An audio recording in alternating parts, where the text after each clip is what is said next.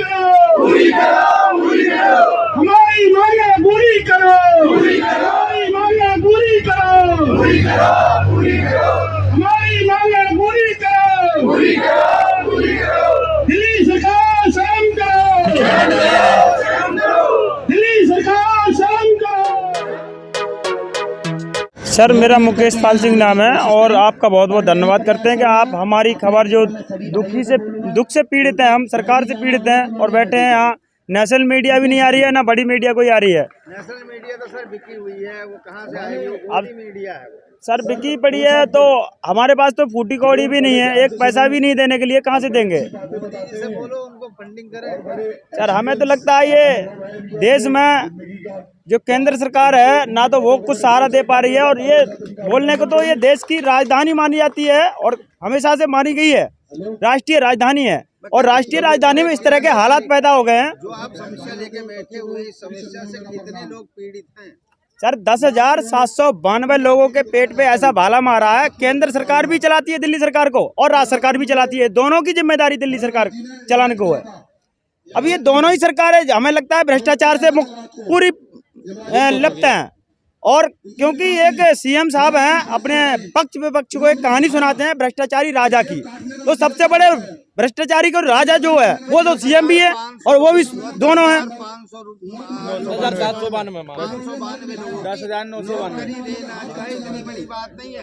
केजरीवाल सरकार एनसीपी में भी है, दिल्ली सरकार में भी है। 10,592 जितने भी लोग हैं लगभग सबको लगाने में इतना बड़ा काम नहीं जितना आप लोग आंदोलन कर रहे हैं। ये लोग मुख्य लोग हैं, वो परिवार के मुखिया हैं जो अपने घर का जो मार्शल के रूप में काम करके पालन पोषण करते हैं।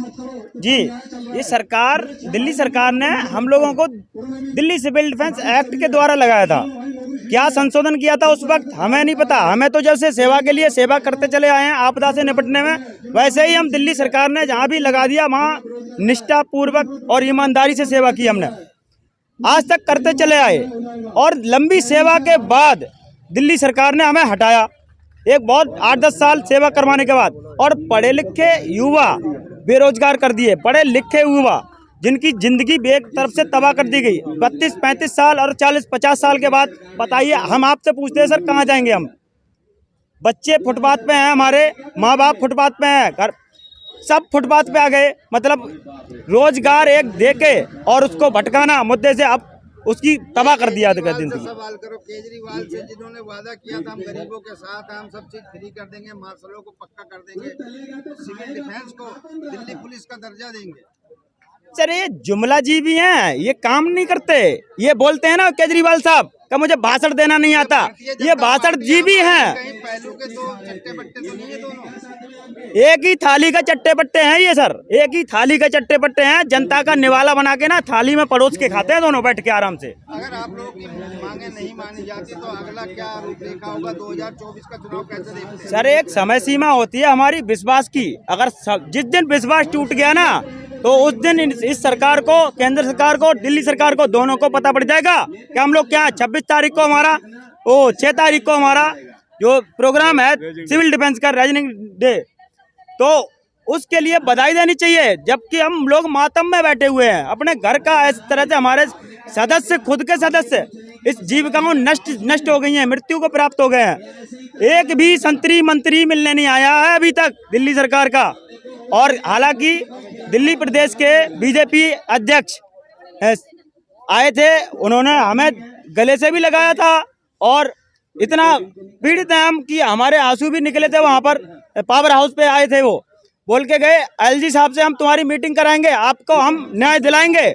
अभी तक 1.5 महीना हो चुका सर। पहले हम बैठे थे सैलरी के लिए, जो 6 महीने से सैलरी नहीं दी थी, इस तरह पीड़ित थे, दवाई गोली खाने तक को पीड़ित थे हम। तो अब बताओ सर, सैलरी के दौरान हमें हटा दिया गया।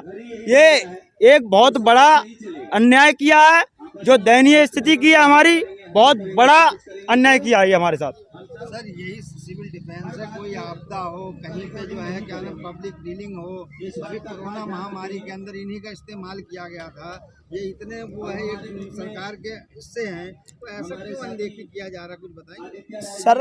आप सही बोल रहे हैं, पर मैं कहता हूँ सर, हम कोई आम आदमी नहीं, एक विशेष नागरिक का दर्जा आता है हमारा।